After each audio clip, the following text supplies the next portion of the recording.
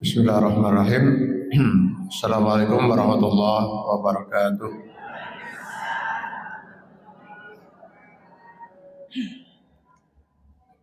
Alhamdulillah.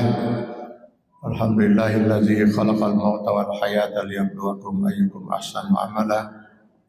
Asyhadu an la ilaha illallah wahdahu la syarika lahu wa asyhadu anna Muhammadan abduhu wa rasuluh. Allahumma shalli wa sallim ala rasulina al-karim Muhammad sallallahu alaihi wasallam wa ala alihi wa ashabihi wa man tabi'ahum bi ihsanin ila yaumiddin, amma ba'du. Bapak-bapak dan ibu-ibu jamaah kuliah duha Masjid Istiqomah yang alhamdulillah selalu istiqomah ya. Dan mudah-mudahan kita akan terus istiqomah sampai akhir hayat kita. Amin ya Allah ya Rabbal Alamin. Tema kita pada pagi hari ini lumayan rada ngeri-ngeri juga gitu ya. Tema kita setan bisu. Tentu ini akan mengundang pertanyaan ya. Kok setan malah bisu? Karena setan itu tugasnya justru adalah yuwaswisu bisudurin nas. Dia harus rajin bicara untuk mempengaruhi manusia agar tidak hidup di jalan Allah Subhanahu wa taala. Jadi nanti mungkin lewat bahasan kita akan jelas bahwa ada setan bisu, ada setan yang bicara. Ya. Yang bagaimana setan yang bisu, bagaimana juga setan yang bicara. Mari kita coba bahas ini.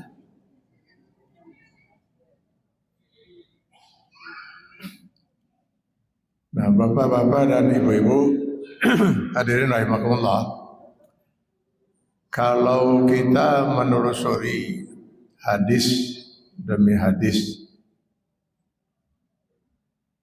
maka kita akan temukan banyak hadis yang lahir dalam bentuk sinyalemen Rasul tentang apa yang akan terjadi dan menimpa umatnya di kemudian hari. Nah, sinyalemen Rasulullah SAW ini bukan ramalan Rasul. Karena dalam urusan agama Rasulullah SAW itu ada wa ma yantiqu anil hawa in huwa illa wahyun yuha. Rasulullah tidak akan pernah menyatakan sesuatu kecuali berdasarkan wahyu dari Allah. Jadi apa yang Rasulullah sampaikan tentang apa yang akan terjadi dengan umatnya itu pasti terjadi. Pasti. Karena itu adalah firman Allah yang disampaikan lewat sinyalemen Rasul SAW.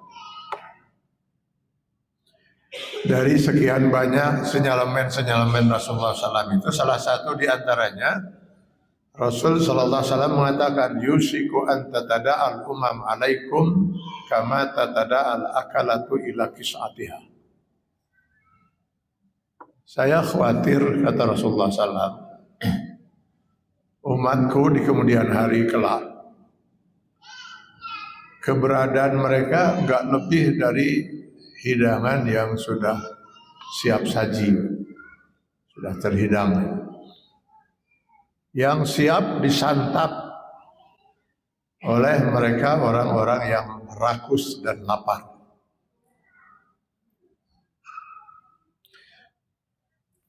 Sudah orangnya rakus dalam keadaan lapar lagi. Tentu saja pernyataan Rasul SAW ini sangat mengagetkan para sahabat. Bagaimana tidak? Bayangkan umat manusia, umat Islam maksud saya, keberadaan mereka pada waktu itu enggak lebih dari makanan.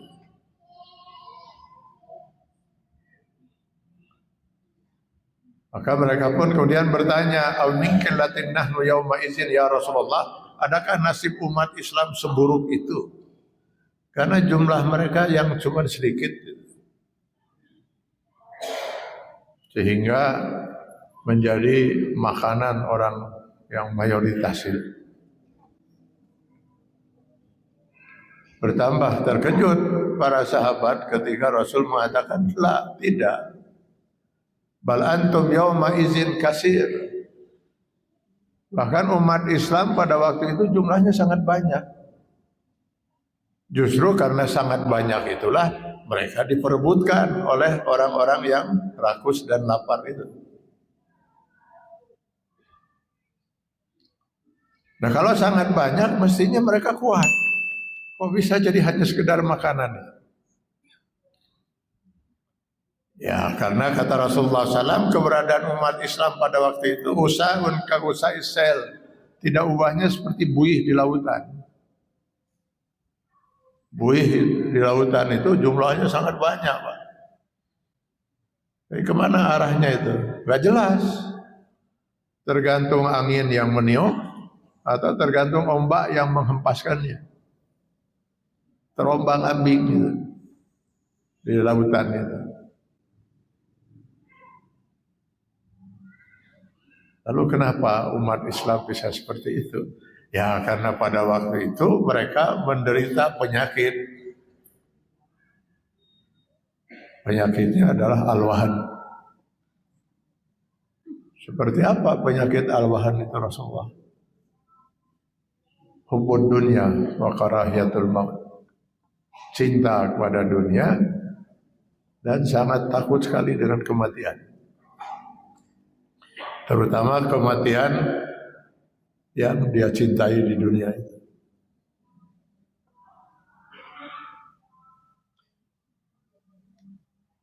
Hadirin kaum muslimin rahimakumullah. Saya melihat kondisi umat Islam yang konon mayoritas penduduk negeri ini, katanya 90%, rasanya sudah seperti yang Rasulullah SAW gambarkan 16 abad yang lalu. Kita umat Islam itu nggak lebih hanya sekedar makanan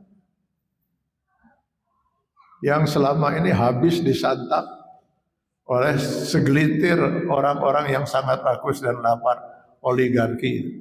Berapa sih jumlahnya? Bersama piaraan mereka itu, hamba-hamba sahayanya itu. Nah, kita hanya menjadi makanannya. Dan mereka bisa berkuasa dan mengendalikan itu karena untuk memilih mereka untuk berkuasa cukup diunpan dengan 100.000 rupiah dengan sembako. Setelah itu, setelah mereka berkuasa, mereka akan memakan itu umat Islam yang itu selama 5 tahun ke depan. Sehingga selama kita menjadi bangsa yang merdeka, umat Islam ini belum pernah menjadi fa'il, subjek yang menentukan sejarah negeri ini. Kita hanya menjadi maf'ul, menjadi objek.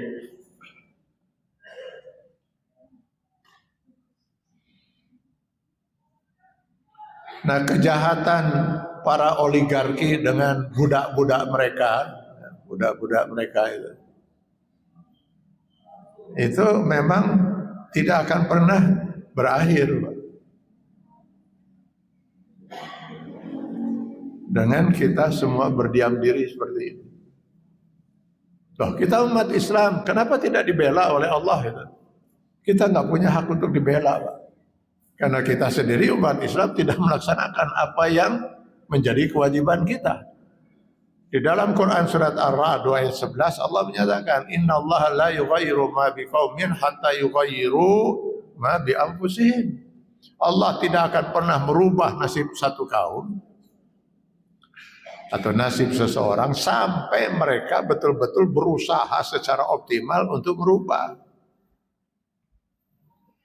Nah, usaha kita mana, Pak?